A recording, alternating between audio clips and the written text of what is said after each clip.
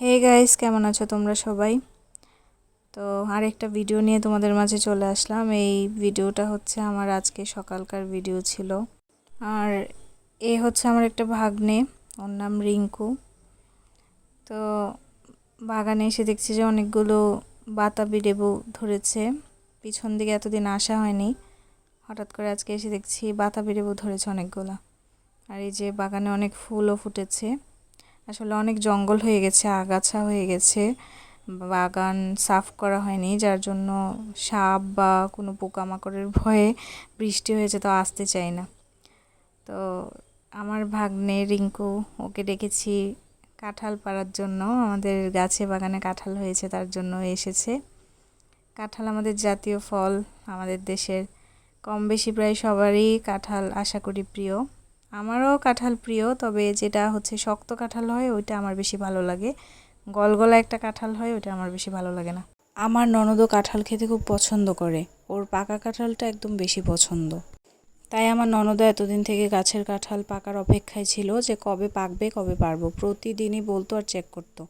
তো এখন শান্তি হবে যে গাছের কাঁঠালটা এখন পারতে পেরেছে। দুজন মিলে টানাটানি লেগে গেছে। আর পারবি কি? হ্যাঁ, সবটি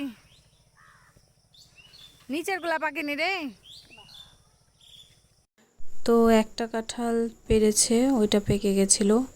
পরে উপরে মনে হচ্ছে আরেকটা কাঁঠালও পেকে গেছে, তখন ওটাও পেরে নিচ্ছিল তার জন্য, কারণ থেকে থেকে তখন গাছে পচে যাবে তার জন্য।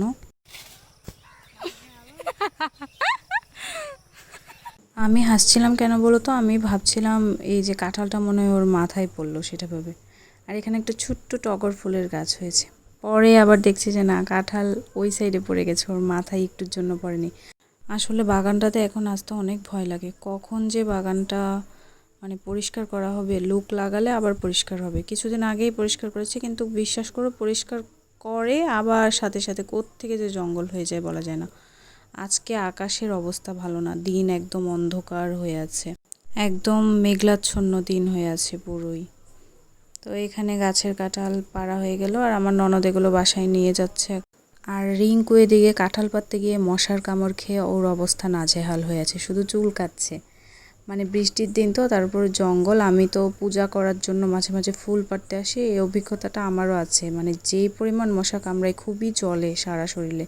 এই মশাগুলো অনেক খারাপ, এগুলো থেকে রোগ বেরোগও ছড়ায়। আসলে এই বাগানটা খুব তাড়াতাড়ি পরিষ্কার করে নিতে হবে, এইভাবে তো এখানে চলাচল করাই যাবে না, অনেক ভয় আছে। আগে আরও তো অনেক ফুলের গাছ ছিল, কিন্তু হচ্ছে যে এখন জায়গাটা সুন্দর করবে তারপর ফুল গাছ লাগাবে, এই জন্য কোনো ফুল গাছ আমার শাশুড়ি লাগাচ্ছে না। আর এই গাছেরও কাঁঠালগুলো ওই গাছের কাঁঠালের থেকে বড় বড় হয়েছে। আর এই গাছের কাঁচা কাঁঠাল তরকারি খাওয়া হয়েছে, পাকা কাঁঠাল এখনও খাওয়া হয়নি। আর আজকে এমন মেঘলা দিন, আমি সকাল সকাল ঘুম থেকে উঠে সব আমার বিছনা, চাদর, বালিশের কাভার, ওর জামা কাপড়, আমার জামা কাপড় সব ধুয়ে দিয়েছিলাম। এই যে দেখো কেমন মজা করছে। আমার এই ভাগ্নেটা খুব চঞ্চল, আমি না ভাবতেই পারিনি যে এত আকাশের অবস্থা খারাপ হয়ে যাবে। তাহলে আমি আজকে কোনো কাপড় চোপড়ই ধুতাম না। একবার সকালে দিনের অবস্থা দেখে ভাবছি কি ধুবো, আবার ভাবছি যে অনেক সময় এরকম হয় সকাল সকাল, পরে আবার রোদ ঠিকই ওঠে, ওইটা ভেবেই ধুলাম। দেখছি যে না, রোদ আর উঠলোই না, বরং আকাশের অবস্থা আরও খারাপ হতে লাগলো। কি আর করার, যা হবার তা তো হয়ে গেছে। কাপড় চোপড় উল্টে দিয়ে কাঁঠাল পাড়াও শেষ হয়ে গেলো, এখন বাড়ির দিকে চলে যাচ্ছি তার জন্য। আর মশার কামড় খেয়ে বেচারাটার হাতের অবস্থা খারাপ হয়ে গেছে, চুলকাতে চুলকাতে শেষ আমার ভাগ্নে। তো যাই হোক, ভিডিওটা এখানেই শেষ করছি আজকের মতো। সবাই ভালো থাকো, টাটা।